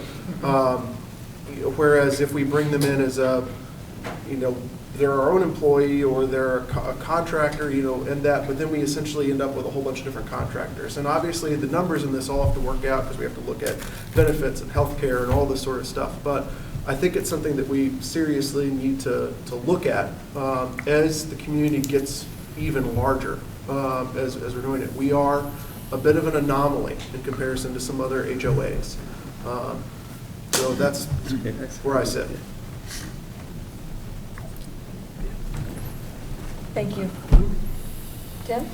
Well, just I find some value added in the talent that we have in Town Hall, and especially with the additions, the recent additions of Susan. She is pretty much the community manager in Central Florida that everybody looks up to. But that said, though, I think there's a lot of things that we're doing that we could do better, and not only in the way of how the management company operates, but also how the back office responds to our requests. I don't know if we're getting the priority that a community of this size and this prestige should be getting in Phoenix, basically. Okay. And with regard to the landscaping, I'll talk about that too. I think it's a fabulous idea that we consider bringing the landscaping service in-house, there would be a huge, huge nut to crack to get it going. But in the long term, there are some great benefits in that. And that industry is very transient. We can bring in some top talent from all over a variety of different landscape companies who want to be working for Celebration. Because it looks good on, A, it looks good on their resume, and B, they know that we are a first-class community, much like Disney. So. Thank you. Paul? All right, let me see where to start, but, I mean, so I guess, what is this? This is just kind of an initial discussion. We're gonna kind of have to see where we go from here. We are still a few years away from the contract. I guess, first starting off, I would agree with Eric. I think you've got to look at, okay, first we got to look at, okay, how much are we paying for CCMC support? So, and I think of CCM support is what are we getting from, basically from Arizona, and what are we paying for that? And my initial concern is that, and what concerned me about prior contracts that have been done is that we were paying a ton of money and a lot more money than any resident realizes. A lot of the money, a lot of the income that goes to CCMC is embedded in labor costs. So when people read their financial reports, everybody thinks, oh, CCMC is getting $100,000. You know, unfortunately, I'd like to be able to ask CCMC what is, you know, how much is embedded in that labor cost. They won't tell us, but my estimate is that if you take all the different layers of cost in the contract, because it's not only the, you know, it's the management fee, but there's also a hidden estoppel fee that no resident knows about when you sell your house. You know, there are all the other service area costs that CCMC makes off of Celebration. But the biggest nut by far is the cost that is embedded into labor. And by my estimates, you know, what typical, from my understanding, talking to other managers of large communities, is that the contracts are written where you pay, we're going to pay our, especially when you have, like in our situation, everybody is, you know, you basically have employees here. We're not, that is structured as, okay, it's going to be whatever we pay them plus X percent. And that X percent covers benefits, all that stuff. And then there's a little bit more money left over for some profit. So from ones that I've talked to, they said that it's usually between, you know, 20 and 30% in that range is what you pay. But majority of that is benefits, but there's some profit there. Based on what I see is that we're paying upwards of 40%. And that, you know, that when you equate that, when we've got over $2 million in CCMC labor, you know, that's $400,000 of profit. So I guess what I'm saying first is that we are paying a ton of money that just goes to Arizona for the support that I would, you know, with Eric, I would agree is that a lot of these ideas of things, you know, that, you know, we're seeing are initiatives that Eric has made. Well, everyone's made. Well, the team. Well, a lot of them are including the local management. Yeah. Yeah. You know, basically what they provide is the accounting system support, and we've got a 20-year-old accounting system. That's what they do. You know, 99% of what we get is right here, and we pay them, and that's it. And we could go to a system, I don't know why, I mean, I think we should export it. I mean, in Osceola County, there is a, you know, it's a big, but they have a board, and, you know, it is a strong county manager. So they, you know, some communities, it's a strong mayor that is the manager. In Osceola County, it's a board, and they hire a county manager. And that county manager, in that case would be Steve, they hire all the people, they, you know, whatever. They don't hire a management company to hire a county manager. They just hire a county manager, and that county manager manages the personnel and all that stuff. So we're paying this enormous amount of money, and then you got to ask, as Eric does, what, you know, are we getting the value out of that, or could we do it differently? But the second, and this is what really, you know, my ongoing concern that I've had is that when the when the management company makes money off of labor, what it does is that it creates a situation where their incentives, and Mike brought this up, their incentive is different than our incentive. We want them to make more money the more efficient they are. You know, they make less money the more efficient they are. They make more money the more inefficient they are. So I hate it because I'm sitting in a situation where I'm questioning, well, why do we have these, let's just use maintenance guys and paying $50,000? And I hate being in a situation where it's like I'm asking, is it because CCMC is making money, or do we really need them? And I wish our incentives were in line the same, where CCMC made more money the more efficient they were, and they made less money the less inefficient they were. So those have been my ongoing concerns, and I think I would like us to explore self-management, but I certainly think, I do think our contract is not competitive with what other management companies are doing.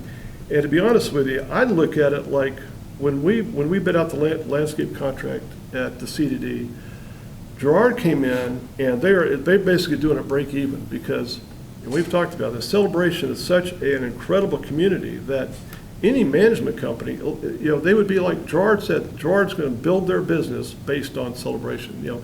They can go out and they'll get bids all over Florida, being able to say, I do Celebration, everybody's got this, and Celebration is such a great thing. And I think we need to take more advantage of this as residents, is that, and look at contractors that will break even here, but it's still in their interest to be here because they are going to be making so much money elsewhere using that Celebration name. So that's kind of where I'm at, and I think I've been open with everybody. I've talked to Pat Wasson about this, so I think it's a pretty open book that's been my concern over a number of years. So that's where I'm at. Thank you, Paul. Debbie? Well, it's our fiduciary responsibility to represent the residents, and it's concerning when you hear that there's confusion and they don't really understand what we're paying. And I understand that because as a board, I don't understand exactly what we're paying. I have no problem with the management company making money. They should make money. They're in business to make money. But I think that there needs to be a clear understanding on the contract where it's very difficult for me to compare it to anything. I think the incentives are important. And there's no question that for CCMC, this is their flagship community. There's not another, I don't believe another community that they're as proud of. They've been here since the beginning, and I think it's been a very a good relationship, but I think it also does bring a lot to the table for them. Like you said, they say they're managing Celebration. I'm sure they get a lot of contracts from that. But it's also, something where I think if, I don't know what the procedure is, if we, I don't know how long it takes when you're looking at these comparisons, but I imagine it's at least a year to 18 months when you're looking at something like this.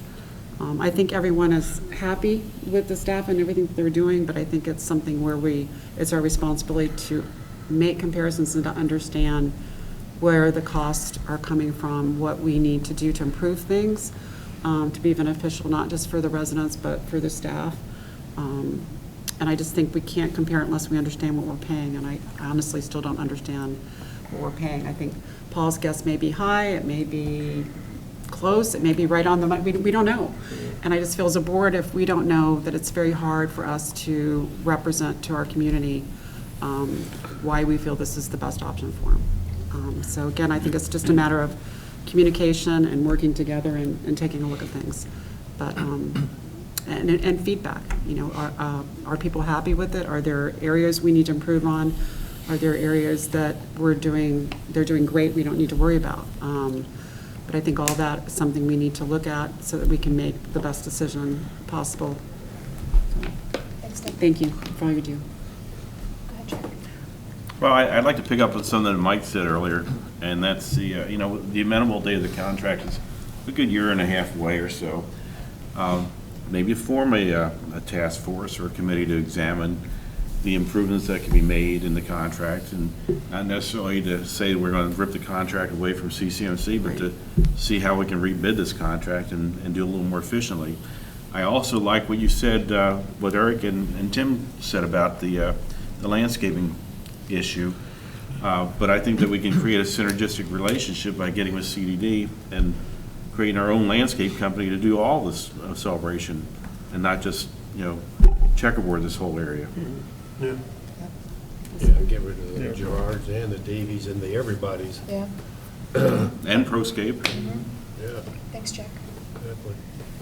I'm sorry, I thought you were Did you, going no, next. go ahead, I can go, or I can go now, or you can go and I can go last, doesn't matter. It doesn't matter. Back to one of Paul's points, and it has to, again, it deals with the way we are billed from CCMC. And I'll just take the 3 reception staff out there without mentioning numbers or anything.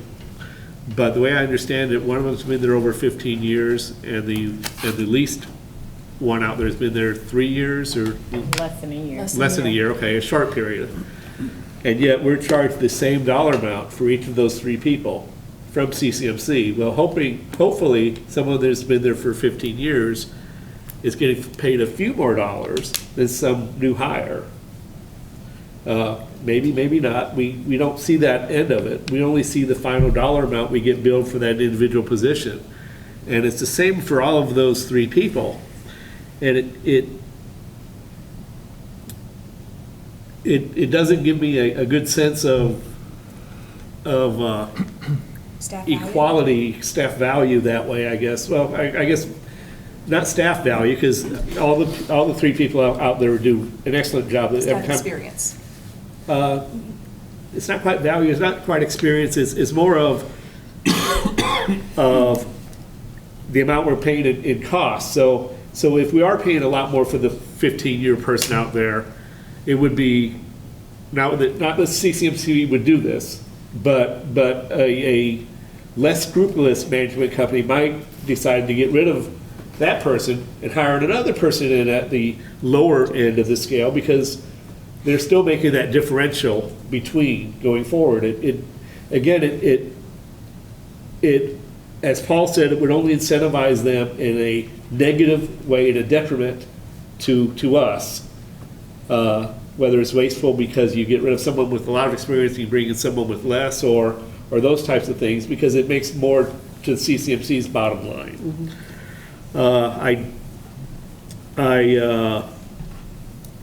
I agree with issuing an RFP, and I don't think we should wait for a long time. If we're going to do this, we should get an RFP out by the middle of this year at the latest. I think, though, that I would want, I'm not disagreeing with doing something like an RFP, but I think when we look at it, I would want to make sure that we're looking at not only an RFP, but weighing all the pros and cons, including self-management and that sort of thing. Once as well. everybody Yeah, gets we're their not just bringing comments, I'm money. going to kind of recap a little bit too, and that's actually one of my We're not comments just looking at too. money. No, go ahead, because that was, I had 1 and 2, and I went back and forth between which one to hit up first. Self-management's the other one. Explore self-management is the next subject coming up here. But let me get back to the RFP just for a moment. And the reason we need to be proactive in this is if you wait, the longer you get towards the end of a contract, and if we actually want to end the contract, we can end the contract with 30-day notice, I believe that's what our contract with you guys are. I would hope there'd be a Close longer on There's a, transition. there's a, There's an no, out. no, There's no, an out. I'm not suggesting we're doing that either. I'm just making sure everyone's on the same page. That with that as a look at, as going with an RFP out, if we get it out by the middle of this year, it's gonna take 6 to 9 months minimum to get things back in. So then we're looking at the middle of next year. Sure. And depending on what's happening at that point, we would only have 6 months left on a contract that we may not have decided we're going to go forward on. If there was other offers out there that we were entertaining that were significantly better. So that's my comment on that. And I think exploring, Eric and I talked about self-management sometime we ran into each other over the weekend. I think, he had his son with him, yeah. At the Santa Fest, whatever that was out here this weekend. The Winterfest. Winterfest.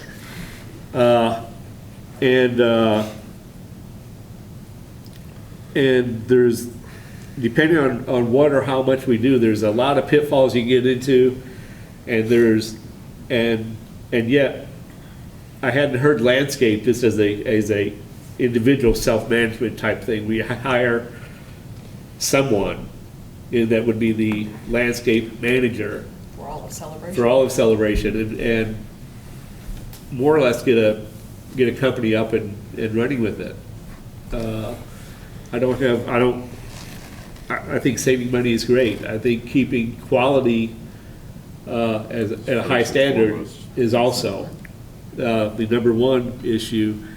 Saving money is great as long as you're talking apples to apples. Sure. Go ahead, Vanessa. You're next. No, I'm kidding. Thanks, Leonard. The reason why this is even on the agenda for tonight is because the one thing I think every single person on the board at one point in time has heard is, can you please explain the contract to us? Is that a fair statement? Mm-hmm. Okay. Through the budgeting process, it became very obvious that it's kind of it's a thorn that we. And it's not to say that CCMC is not doing a good job. It's to say we need to understand how we can make this better for everybody. There's a couple of ideas that were brought up tonight that I think we should explore. We obviously aren't going to vote on it tonight, but just something to think about. I like the idea of establishing a committee. We're not in a rush to do this, but I think we need to be timely about it. True. It can be a long process. Think about the whole recreation task force. I mean, that's been a very long process to make sure that we're doing exactly what we're doing, our due diligence. And I think that's all our community is asking for with regards to the contract, is just making sure we're doing our due diligence. So I think we should establish a committee filled with responsible homeowners in Celebration, that no contracting, no negotiations. So I think we can do it very similar to what we had done with the Education Task Force. I think that was a very beneficial process. We also need to make sure that the committee is evaluating all the options. We can't just, we need to make sure we're evaluating, are we going to, do we want to go for an RFP? Do we want to do flat rate? Which was what what actually instigated this whole thing was Pat said, if you want to revert back to a flat rate, we can go ahead and renegotiate that. Keep in mind, if we're going to revert back to that, then we need to extend our contract time. So that's just something to think about if that's the direction we want to go. And then obviously going self-management is something that we've heard time and time again. I think we heard a very big success with that with Georgetown during our meeting with them. Not only is their landscaping self-managed, but all their staff is done in-house. And it's worked well for them. And obviously it's a much smaller caliber. But I think that we should probably pursue going into just establishing a committee, and so we can make sure that we're doing our due diligence over the next several months. I agree. That's my thoughts. So we are not in a position to make any motions or anything like that, but we can go ahead and decide how we want to proceed going forward in future board meetings. Can we, in terms of the timing, we've had the problem in the past, because we have elections every year, is that. Yep. That's why I wanted to do it now. Obviously, we're not going to be able to do something by this election, but the timeline would be that we come to some conclusion before the following election, so that we don't you know, that happened. New people. Some of us have the history here. There was, that happened before where it was like, then, you know, an election happened and everything that they discussed just got blown up. And so we need to watch out the timing of that so we can. Which is why we're doing it now instead of waiting until January. Because okay, the reality is, we're going to have elections, February, our last meeting for this board Yeah. will be March. Yeah. We have, yeah, and then. February. February, okay, February, and then you have the elections in March. Oh. So, May I add something to that real quick, if I may? I think after the annual meeting in March, I think within 2 weeks after that, we needed to have the first meeting. I mean, I got elected this last year, and then it was like required to. 6 weeks. No, you're required to have an organizational meeting within 7 days. we had our organizational meeting, he's talking about a regular business. I'm talking about a regular business We had meeting an up and running. orientation. Because otherwise you go a full 2 months without approving anything. I think this board elected to not have a business meeting in March. You did your orientation, and then you did your organization meeting, and then you had your strategic planning, and then your first meeting in April. I've got more comments about that, but that's for later. Okay, so anyway, just, I think that since we have our board together, I think just between now and maybe we can start establishing committee. We can ask for people that are interested in the community, submit to town hall if they would like to be part of it. Maybe we can do the official announcement at our next board meeting. You know, one thing, let me throw out something. One Sure. thing I know, my dealings with the Osceola County Board is that oftentimes when they establish a committee, what they would do is that each individual board member would make a recommendation for a committee. They would have their own person that they would recommend. And that's worked That's well. what we did with That's school. what That's what we do with the School. education, The for the school education, board, okay, yeah. okay. Yeah, So and then there were something like people that. that had also reached out specifically because obviously in our own scope, we know the people we know. Yeah. But there are other people out in the community that were interested in participating in the education task force that we didn't even think about until they put their name forward saying, hey, I want to participate in so this. then- So I think we need to be a combination of both. I think Okay. we need, before we make our decision, I think we need to know if there's somebody specific in the community that would like to participate in it. And then we, you know, if you choose that particular individual, you can, or you can kind of pick your own. Yeah, But okay. No, I think that's, go ahead. I think if we did what Paul just suggested pretty much was each board member choose one member and then have, I don't know, another 4? 11 is a big. It's too much. It's big. Well, but what happens with committees, we have the rec committee, and every 2 weeks when it meets, you have 2 people that aren't there that are on the committee, because there's other travel and things like that. And that same thing happened with the education committee. As you went through there, there was several weeks where you were missing at least 2 people off that committee. So all of a That's why we sudden, did you're up to, 7. You've That's got to why be we had very 7. selective on who you choose then, people that are available to meet. People who can meet. Because I remember, I was on the original charter task force, and for 7 people, we met every Tuesday for 2 years. And very rarely was anybody missing. So you need to be more selective. Go ahead, Eric. My question is why are we waiting? I know that sounds horrible, but we have, between now and the next meeting, there's nothing that's stopping us, in my opinion, from asking to go ahead and put this in the upcoming Friday Flash, for it to go out on Friday, for candidates to start submitting information now. And We would need a vote, wouldn't we? no. No, we don't have to need a vote for that. we don't need a vote for communication. I mean, and then for actually deciding on the, you know, Committee committee or members. whatever, committee members, I mean, if we feel that we have a good grouping by the next board meeting, then we can move on Make it a then. decision. I mean, my only concern is that we're sitting here in December, and that if we announce in December that we're looking to form a committee and we don't vote on it until January, that likely means that they're not going to meet until February. Right, that's fair. So there's a part of me that goes, and let's face it, the folks that are going to be interested in doing something like this probably are already paying attention. Or if they see it go out there, that we're looking to do something like this, they're going to latch onto it.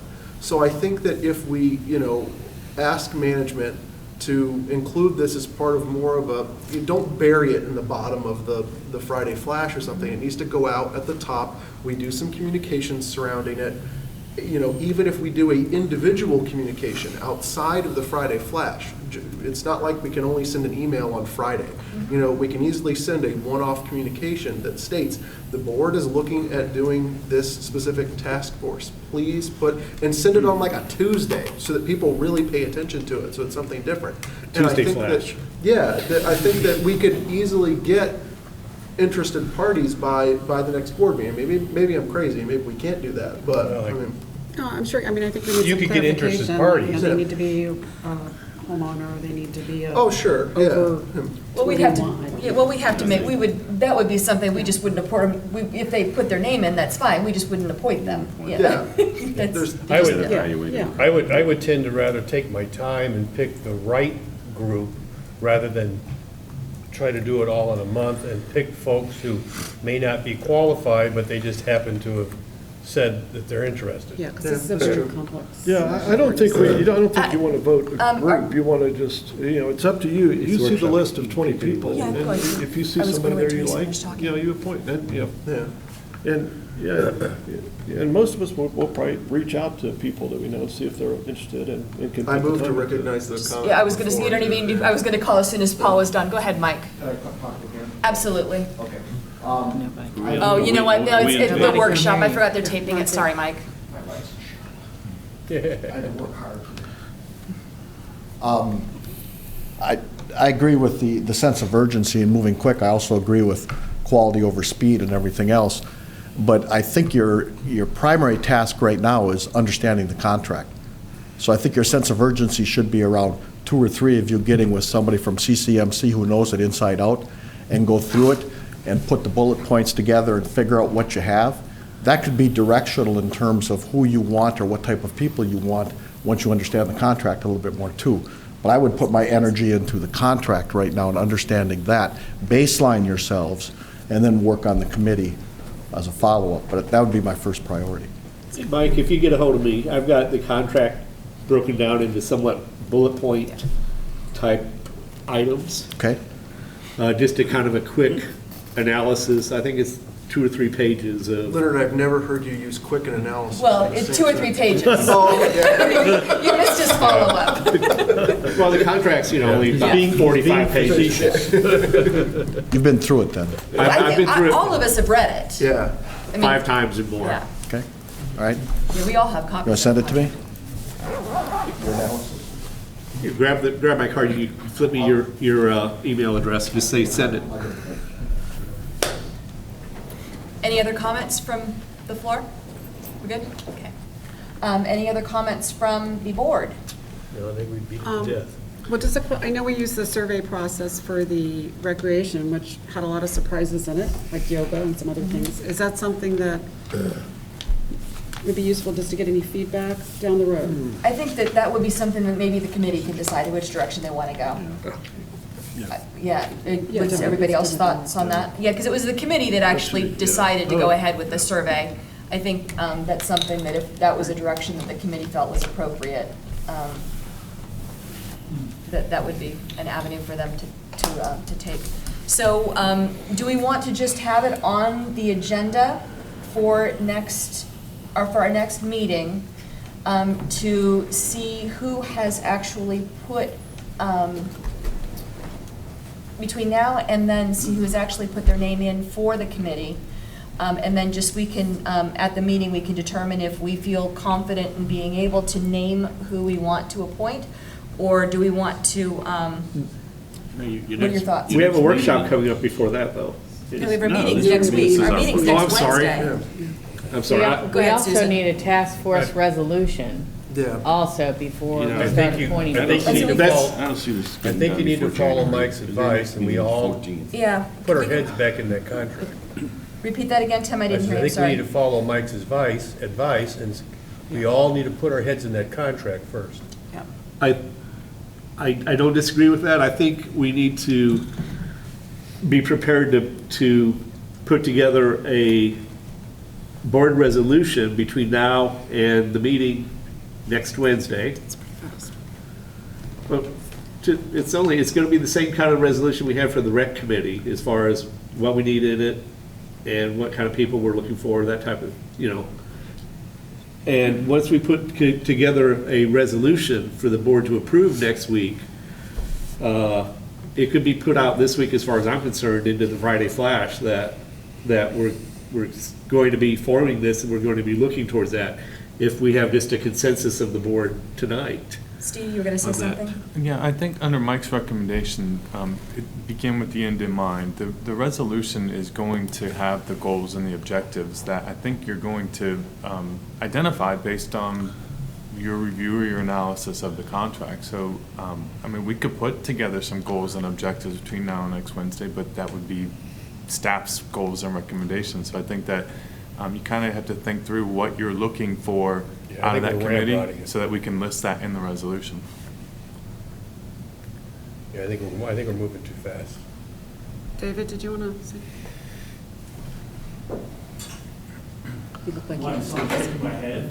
I saw you rubbing Well, I your just- you look beard in like that you wanted to say questioning way. Like, just to be fair, I did reach out before we went on to a conversation. Go ahead, David. It seems to me that there's two separate issues. One is what Mike talked about, which is looking at what the existing contract is. The other is, part of what several of you brought up, is what is the overall cost effectiveness of whatever approach it is. It may not be a contract. So a contract is one of the options. Different parts of the contract are part of that, but whether to have a contract or do self-management is a larger question. So I think that's what, I think, Paul, you were talking about, or whatever, the larger, the quick study or the beginnings of a study would be what's important for the community, what do we want? We want transparency, we want cost effectiveness, we want high quality, all those factors. And then you look, then I think, so I think there's two parallel things. Because you can look at the contract, itself, and then the larger aims, and the contract is a part of that. So I think a resolution, my suggestion, yes, what Mike said, go deep into the contract, but at the same time, start the process of a task force, a group, a think tank, whatever it's called, to start to look at what do we want for the community, and then what you said, maybe you want a community survey to do some assessment. I mean, you say people are coming up to you. I mean, I don't hear that from where I sit, but I'm not out there the same. I don't know where you are, where people come up to you. That's not on the record. No, but seriously, to me, it's the large question of what do you want to have answered, and I think you can have a broader resolution to vote on next Thursday or next Wednesday. And then you start that process, and then the resolution could be amended as other issues, I think, come up. So that's just, I wouldn't delay too long because it's going to take a long time. And a year and a half or whatever the timeline, it's going to fly. Thank you, David. So is there a general consensus that we want to have a resolution for next week? Or is that not a consensus? I mean, I think for me, I know enough. I don't know 100% about the contract, but I think all of us know a lot about the contract and how things are structured, that we can go ahead and move ahead. I think we need to learn more about it, but I think we can move ahead based on what we do know. So, I don't think any of us are sitting at understanding only 10% or not really understanding what the contract basically does. So I think we can move ahead, personally. Okay. So resolution for next Wednesday, is that the plan? I think we look at it, and if we don't have enough information to make the feels decision, rushed then to we me. just fizzle it out. Right. So. For that particular meeting, okay. So as a goal on the agenda, we want to have a resolution on the agenda. Is that what you're saying? So the Well, resolution. to me, it feels rushed for December, but. The resolution I'm just one person. has to be generated by the attorney. We can't write resolutions. We would just need to know, would it be a general vague resolution that says, commission a task force to review the contract and explore the options of self-management? Or? I don't even know if you get that specific. Why does it need to be done by the attorney? This isn't a legal document. This is a board resolution we're doing. This is not a contract we're doing. There's nothing that has to do with the American judicial system that makes it a legal document, so a management company can do that. Yeah, and it was the law last year that changed us having the ability to write resolutions. We cannot write Unlicensed documents. practices of law. Exactly. We could lose our license for that. You can't do it. So I think it just needs to be general, I think it just needs to be a very general, Yeah. I don't want to get, I don't even think we need to cite If you're management. gonna do I don't anything, think- make it a board topic. Forget the fact that you're gonna do a resolution in 7 days, but a board topic that you are going to create a committee to explore this situation. That's all it is. You don't have to get fancy. That's all you And then really once you need. put the committee together with the names of the people, then you can do the resolution with the committee member names and with the exactly. goals and Okay, good. objectives. That sounds good. Okay, that makes sense. So do you want to go back then to do a call out for committee members? Yeah, I don't think there's any harm in doing that. And we're not saying that you're gonna start tomorrow, but at least in that way we can get the interest out there. And then I think the more notice, the better for anyone that is interested in putting their name in the hat. Okay, go ahead, Leonard. So for the sake of not spending $300 to $500 with an attorney, is there a problem with the 7 board members writing the resolution? The management company cannot write the resolution, but we as I don't want any part of that. as a board could write the resolution. Nope, because now you're practicing law and you're not an attorney. I'm not practicing law. In the grand, well, I was in the grand scheme of things, I mean, honestly, it's $500 three is different. It was, $250. I mean, getting a resolution drafted is, at least in my mind, at least it's done properly. I don't know, Right. but what is, anybody else have an opinion on it? Yeah, we've spent stupider legal money before. I mean, I'd rather spend $500 to Okay, go. cover my To have it butt. done properly. Anybody else? Paul, you haven't weighed in on that one, what are your No, thoughts? totally agree. Okay.